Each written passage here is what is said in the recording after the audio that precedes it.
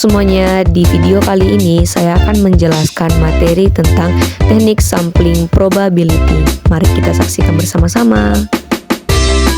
Ada 4 topik yang akan saya bahas di video ini. Yang pertama, definisi sampling, teknik pengambilan sampel, contoh penggunaan, serta soal kasus. Untuk topik yang pertama, itu ada definisi sampling. Pengertian sampling atau metode pengambilan sampel menurut penafsiran beberapa ahli, beberapa diantaranya adalah sebagai berikut. Yang pertama, teknik sampling adalah teknik pengambilan sampel menurut Sugiono tahun 2001. Yang kedua, teknik sampling adalah cara untuk menentukan sampel yang jumlahnya sesuai dengan ukuran sampel yang akan dijadikan sumber data sebenarnya dengan memperhatikan sifat-sifat dan penyebaran populasi agar diperoleh sampel yang representatif menurut Margono tahun 2004. Selanjutnya kita masuk pada bagian teknik pengambilan sampel.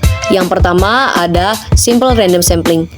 Simple random sampling atau pengambilan sampel acak sederhana adalah cara pengambilan sampel dari anggota populasi dengan menggunakan acak tanpa memperhatikan strata atau tingkatan dalam anggota populasi tersebut. Hal ini dilakukan apabila anggota populasi dianggap homogen atau sejenis.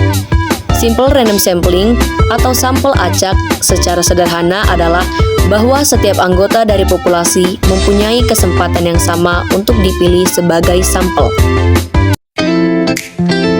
Selanjutnya, yang kedua ada systematic random sampling.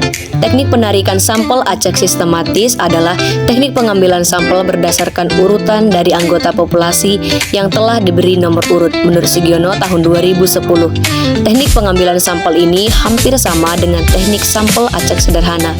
Hanya unsur pertama sampel saja yang dipilih secara acak, sedangkan unsur-unsur selanjutnya dipilih secara sistematis menurut pola tertentu. Metode pengambilan sampel acak sistematis menggunakan interval dalam memilih sampel penelitian. Misalnya, sebuah penelitian membutuhkan 10 sampel dari 100 orang, maka jumlah kelompok intervalnya 100/10 sama dengan 10. Selanjutnya, responden dibagi ke dalam masing-masing kelompok lalu diambil secara acak tiap kelompok. Selanjutnya yang ketiga itu ada stratified random sampling. Teknik stratified random sampling digunakan untuk populasi yang mempunyai anggota atau unsur yang tidak homogen dan berstrata menurut Sugiono tahun 2010. Stratified random sampling biasa digunakan pada populasi yang mempunyai susunan bertingkat atau berlapis-lapis. Langkah-langkah yang digunakan dalam penggunaan teknik penarikan sampel acak berlapis adalah: yang pertama, populasi dipecah atau dibagi menjadi populasi yang lebih kecil atau stratum. Yang kedua, stratum dibentuk sedemikian rupa sehingga setiap stratum homogen atau relatif homogen. Yang ketiga, dari setiap stratum kemudian diambil sampel secara acak dan dibuat pemikiran untuk mewakili stratum yang bersangkutan. Dan yang keempat, membuat perkiraan secara menyeluruh atau overall estimation dengan cara gabungan. Selanjutnya yang keempat itu ada cluster random sampling. Cluster sampling adalah teknik sampling secara berkelompok. Pengambilan sampel jenis ini dilakukan berdasarkan kelompok atau area tertentu. Tujuan metode cluster random sampling antara lain untuk meneliti tentang suatu hal pada bagian-bagian yang berbeda di dalam suatu instansi.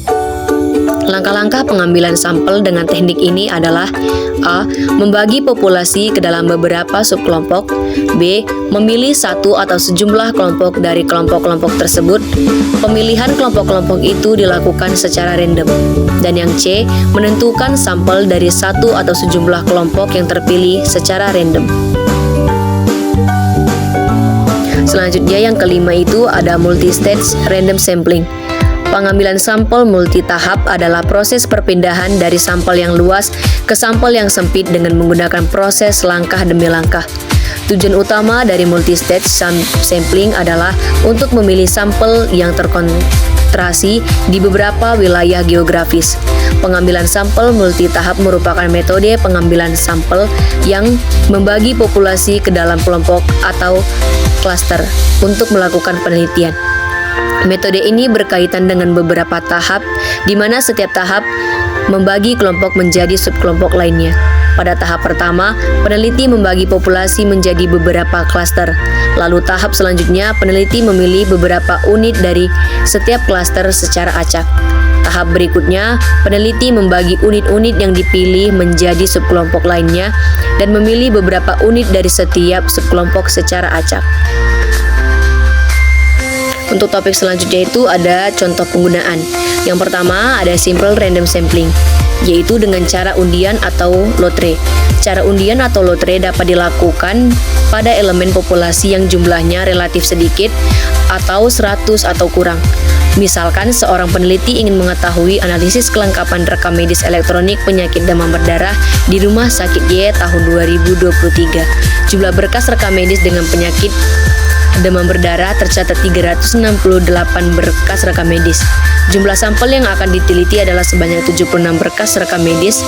Setelah dilakukannya perhitungan, penentuan sampel pasien demam berdarah denggi di tahun 2023, maka yang dilakukan oleh si peneliti adalah yang pertama, membuat 368 potongan kertas yang diberi nomor dari 1 sampai dengan 368. Yang kedua, kertas kertas dilipat dan dimasukkan ke dalam kotak atau gelas yang diberi lubang kecil pada penutupnya. Lalu kotak atau gelas dikocok atau diaduk-aduk, lalu diambil satu potong setiap kali pengocokan atau pengadukan. Yang keempat, angka atau nomor yang tertera dalam kertas tersebut dilihat dan dicatat angkanya sampai dengan pengocokan yang ke-76. Misalkan yang terambil adalah nomor 35, maka elemen populasi yang terpilih adalah nomor 35. Selanjutnya ada contoh penggunaan sistematik random sampling. Populasi dalam penelitian ini adalah seluruh berkas rekam medis pasien COVID-19 di Rumah Sakit X tahun 2021 sebanyak 800 berkas rekam medis. Hendak diambil 20 sampel sebagai bahan penelitian. Tentukan nomor-nomor sampel yang terpilih. Penyelesaiannya, yang pertama, ke-800 elemen diberi nomor urut dari 001, 002, 003 sampai nomor 800. Ke-800 elemen dibagi menjadi 20 subpopulasi, di mana setiap subpopulasi terdiri atas 40 elemen. Dengan menggunakan tabel bilangan random, diperoleh sebuah sampel dari subsampel pertama sebagai titik acuan, misalnya bernomor 007. Karena sampel pertama jatuh pada nomor 007, maka nomor urut sampel-sampel berikutnya adalah 047, 087, 127, 167, 207, 247, 287, 327, 367, 407, dan seterusnya. Contoh penggunaan selanjutnya itu ada stratified random sampling. Sebagai contoh, sebuah penelitian tentang hubungan pengetahuan nilai guna rekam medis dengan perilaku pengisian rekam medis oleh perawat di Rumah Sakit A dengan jumlah sampel sebanyak 58 orang perawat.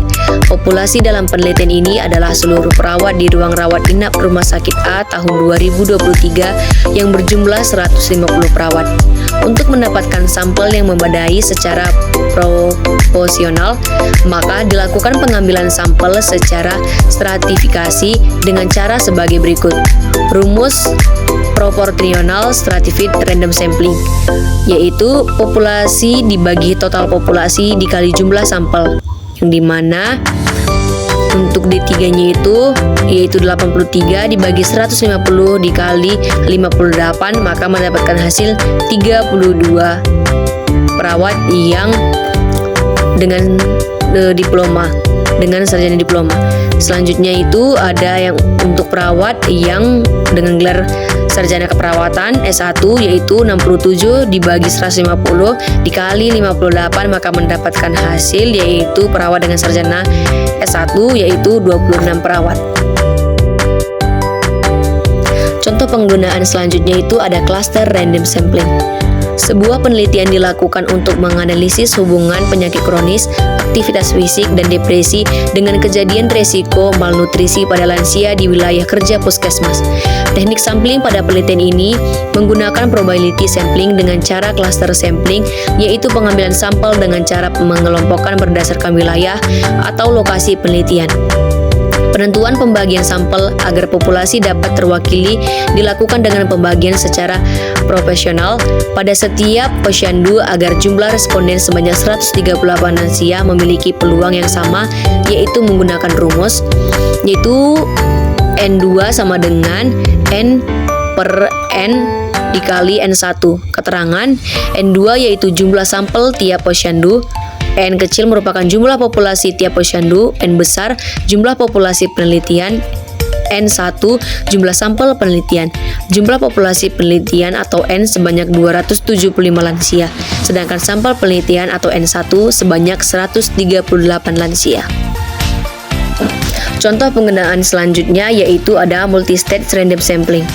Dilakukan sebuah penelitian oleh seorang peneliti tentang pengaruh pemberian ASI eksklusif terhadap ibu obesitas. Peneliti memilih subjek untuk kelompok kasus dengan cara multistage random sampling, yaitu dengan melakukan pengacakan dalam beberapa tahap. Pertama, mengacak gugus atau klaster-klaster untuk mendapatkan suatu klaster. Kemudian baru dilakukan pengacakan lagi untuk menarik unit sampel dalam klaster. Dalam penelitian ini, gugus yang diacak adalah 18 puskesmas di kota Yogyakarta. Dari 18 puskesmas di kota Yogyakarta, tiap puskesmas ditulis dengan selembar kertas kecil, kemudian dimasukkan ke dalam wadah. 2. Nama puskesmas yang muncul pertama dijadikan klaster. Nama puskesmas yang keluar adalah puskesmas Tegalrejo dan puskesmas Maltrijeron. Setelah itu, populasi yang ada pada wilayah kerja dua puskesmas tersebut diacak secara random untuk memperoleh unit sampel. Setelah peneliti mengumpulkan 62 sampel kelompok kasus, peneliti menentukan 62 kelompok kontrol dengan matching tempat tinggal. Di sini saya juga sudah menyediakan soal kasus yang akan kita bahas. Ada 3 kasus yang akan saya tampilkan. Untuk kasus yang pertama, salah seorang peneliti melakukan sebuah penelitian terkait pengaruh motivasi perawat terhadap ketepatan waktu pengembalian berkas rekam medis rawat inap di Rumah Sakit X, di mana jumlah sampel diambil sebanyak 87 orang. Dari kasus di atas, tentukanlah jenis teknik pengambilan sampel yang digunakan. Nah, di sini jawabannya yaitu simple random sampling atau pengambilan sampel acak sederhana adalah cara pengambilan sampel dari anggota populasi dengan menggunakan acak tanpa memperhatikan strata atau tingkatan dalam anggota populasi tersebut. Hal ini dilakukan apabila anggota populasi dianggap homogen atau sejenis.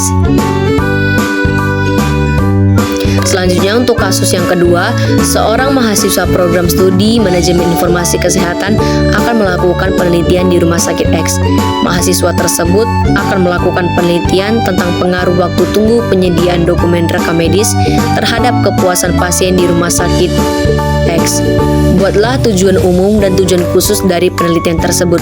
Jawabannya yang dimana tujuan umumnya itu untuk mengetahui pengaruh waktu tunggu penyediaan dokumen rekam medis terhadap kepuasan pasien di Rumah Sakit X. Dan tujuan khususnya itu dibagi menjadi 3. Yang pertama, mengetahui waktu tunggu penyediaan dokumen rekam medis di Rumah Sakit X. Yang kedua, mengetahui kepuasan pasien di Rumah Sakit X. Dan yang ketiga, mengidentifikasi pengaruh waktu tunggu penyediaan dokumen rekam medis terhadap kepuasan pasien di Rumah Sakit X.